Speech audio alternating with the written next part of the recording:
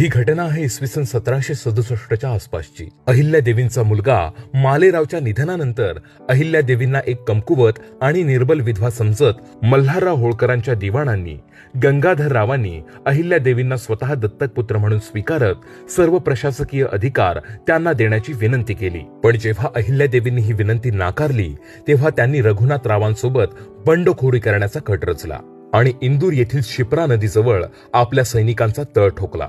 या बंडाची खबर लागताच अहिल्यादेवींनी तातडीने नागपूरचे भोसले, महादजी शिंदे आणि दामाजी गायकवाडांसोबतच्या सैन्यासोबतच महिला अंगरक्षकांची एक तुकडी स्वतः उभारली आणि या तुकडीसोबतच युद्धभूमीत उतरल्या। अहिल्यादेवींचं हे धैर्य आणि त्यांची तुकडी पाहून रघुनाथराव घाबरले आणि मालेरावांच्या मृत्यूपश्चात शोक व्यक्त करण्यासाठी आलो असल्याचं सांगत माघार घेतली। गंगाधररावांना देखील नजरकैदेत ठेवण्यात आले। या अनोख्या विजयामुळे अहिल्यादेवींच्या रणनीती आणि उत्तुंग धैर्याची ओळख सर्वांना झाली। आज एक उत्तम शासक म्हणून अहिल्यादेवींचं नाव इतिहासात कोरलं गेलंय। पुण्यश्लोक अहिल्यादेवी होळकरांच्या या उत्तुंग कार्याला द बेटर इंडियाचा मानाचा मुजरा।